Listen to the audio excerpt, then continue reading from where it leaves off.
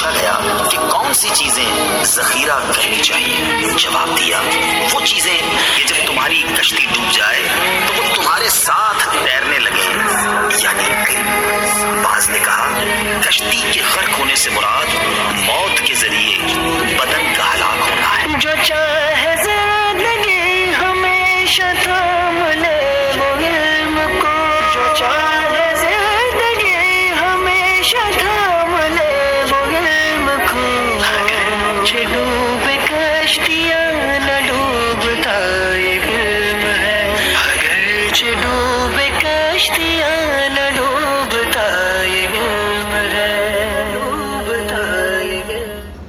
بسم اللہ الرحمن الرحیم، الصلاة والسلام علیک یا رسول اللہ وعلی آلک و اصحابک یا حبیب اللہ، الصلاة والسلام علیک یا نبی اللہ وعلی آلک و اصحابک یا نور اللہ صلی اللہ تعالی علیہ وسلم۔ الحمدللہ عز و جل، آج ہم آپ کی بارگاہ میں اسلام کی بنیادی باتیں حصہ دوم کے لیسن نمبر 17 پڑھنے کی سعادت حاصل کریں گے۔ ما قبل میں ہم نے 16 لیسن بالتفصیل پیش کیے تھے۔ آج انشاءاللہ تبارک و تعالی مسجد کے آداب کے بارے میں اور دیگر آداب کے بارے میں پڑھنے کی سعادت حاصل کریں گے۔ تو چلیے شروع کرتے ہیں۔ مسجد کے آداب۔ پیارے مدنی منوں، مسجد اللہ کا گھر ہے، اس کی تعظیم بجا لانا سب پر لازم ہے۔ جب بھی مسجد میں داخل ہوں تو لباس، منہ اور بدن پاک و صاف اور خوشبودار ہو۔ مسجد میں بدبو دار لباس، بدن یا منہ یا کسی قسم کی بدبودار چیز لے جانا حرام ہے، کیونکہ بدبودار چیزوں سے فرشتوں کو تکلیف ہوتی ہے۔ جب بھی مسجد میں داخل ہوں تو اعتکاف کی نیت فرما لیجئے کہ جب تک مسجد میں رہیں گے کچھ پڑھیں یا نہ پڑھیں ثواب ملتا رہے گا۔ مسجد میں اعتکاف کی نیت کے بغیر کھانا پینا، سونا، سحری اور افطار کرنا منع ہے۔ مسجد میں ہنسنا قبر میں اندھیرا لاتا ہے، ضرورتاً مسکرانے میں حرج نہیں۔ مسجد میں مباح بات کرنا مکروہ اور نیکیوں کو کھا جاتا ہے۔ مسجد میں کوڑا کرکٹ ہرگز نہ پھینکیں۔ مسجد میں اگر معمولی تنکا یا ذرہ پھینکا جائے تو اس سے مسجد کو اس قدر تکلیف ہوتی ہے کہ جس قدر انسان کو اپنی آنکھ میں معمولی ذرہ پڑنے سے ہوتی ہے۔ جوتے اتار کر مسجد میں لے جانا چاہیں تو گرد وغیرہ اچھی طرح جھاڑ لیں۔ اسی طرح پاؤں میں مٹی لگی ہو تو رومال سے صاف کر لیجئے۔ مسجد میں دوڑنا یا اتنے زور سے قدم رکھنا جس سے دھمک پیدا ہو منع ہے۔ پیارے مدنی منوں، آداب مسجد کا خیال رکھتے ہوئے فضول گفتگو اور مذاق و مسخری سے بچیے اور اپنی نیکیوں کو بھی برباد ہونے سے بچائیے کہ دنیا کی جائز بات بھی نیکیوں کو کھا جاتی ہے۔ مرشد کے آداب۔ فتاوی رضویہ شریف سے آداب مرشد کامل کے 12 حروف کی نسبت سے 12 آداب۔ مرشد کے حقوق والد کے حقوق سے زائد ہیں۔ والد جسمانی باپ ہے اور پیر روحانی باپ ہے۔ پیر کی مرضی کے خلاف کوئی بھی کام کرنا مرید کو جائز نہیں۔ ان کے سامنے ہنسنا منع ہے۔ ان کی اجازت کے بغیر بات کرنا منع ہے۔ جب ان کی مجلس میں حاضر ہوں تو دوسری طرف متوجہ ہونا منع ہے۔ ان کی غیر حاضری میں ان کے بیٹھنے کی جگہ بیٹھنا منع ہے۔ ان کی اولاد کی تعظیم فرض ہے۔ ان کے بچھونے کی تعظیم فرض ہے۔ ان کی چوکھٹ کی تعظیم فرض ہے۔ اپنے جان و مال کو انہی کا سمجھے، ان سے اپنا کوئی حال چھپانے کی اجازت نہیں۔ والدین کا ادب و احترام۔ سوال: اللہ عز و جل نے والدین کے ساتھ کس طرح کے سلوک کا حکم فرمایا ہے؟ جواب: اللہ عز و جل نے والدین کے ساتھ بھلائی کا حکم فرمایا ہے، چنانچہ سورۃ العنکبوت میں ارشاد فرماتا ہے: وَوَصَّيْنَا الْإِنسَانَ بِوَالِدَيْهِ حُسْنًا۔ ترجمہ کنز ایمان: اور ہم نے آدمی کو تاکید کی کہ اپنے ماں باپ کے ساتھ بھلائی کی۔ سوال: حدیث پاک کی روشنی میں والدین کے ادب و احترام کی فضیلت بتائیے۔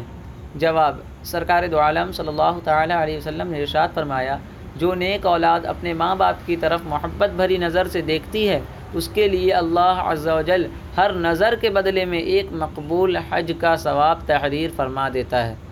سوال: ماں باپ کے لیے کون سی دعا کرتے رہنا چاہیے؟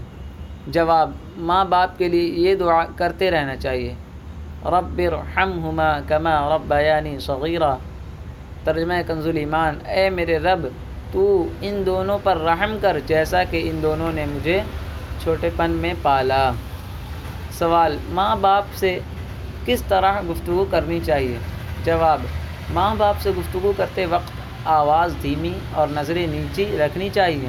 ان کی موجودگی میں اونچی آواز سے گفتگو نہیں کرنی چاہیے۔ سوال: ہمیں ماں باپ کا کس طرح خیال رکھنا چاہیے؟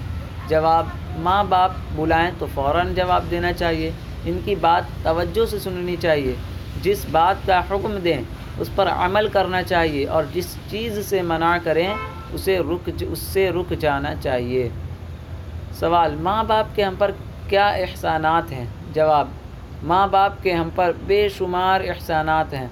وہ ہمارے کھانے پینے اور لباس، تعلیم، صحت اور دوسری ضرورتوں کا خیال رکھتے ہیں، لہٰذا ہمیں بھی ان کا خوب احترام کرنا چاہیے۔ استاذ کا ادب و احترام: طالب علم کا استاد کے ساتھ انتہائی مقدس رشتہ ہوتا ہے، لہٰذا طالب علم کو چاہیے کہ استاذ کو اپنے حق میں حقیقی باپ سے بڑھ کر خاص جانے، کیونکہ والدین اسے دنیا کی آگ اور مصائب سے بچاتے ہیں، جبکہ استاذ اسے نار دوزخ اور مصائب آخرت سے بچاتا ہے۔ اگرچہ کسی استاد سے ایک ہی حرف پڑھا ہو، اس کی بھی تعظیم بجا لائیے کہ حدیث پاک میں ہے کہ سید عالم صلی اللہ علیہ وسلم نے ارشاد فرمایا، جس نے کسی آدمی کو قرآن کریم کی ایک آیت پڑھائی وہ اس کا آقا ہے۔ استاد کی غیر موجودگی میں بھی ان کا ادب کیجیے، ان کی جگہ پر نہ بیٹھیے، چلتے وقت ان سے آگے نہ بڑھیے۔ استاد سے جھوٹ بولنا باعث محرومی ہے، لہٰذا استاد سے ہمیشہ سچ بولیے۔ ان سے نگاہ نہ ملائیے بلکہ نگاہ نیچی رکھیے۔ اسی طرح ہر نماز کے بعد اپنے اساتذہ اور والدین کے لیے ہمیشہ دعا کرتے رہیے۔ آپ جہاں پڑھتے ہیں اس مدرسے کے دیگر اساتذہ جو آپ کو اگرچہ نہیں پڑھاتے، ان کا ادب بھی لازم جانیے۔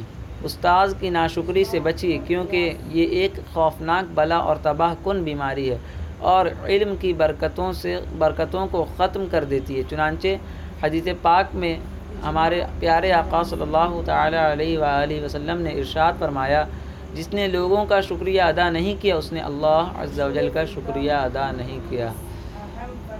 درجے سے باہر آتے جاتے استاد صاحب سے اجازت ضرور لیجیے۔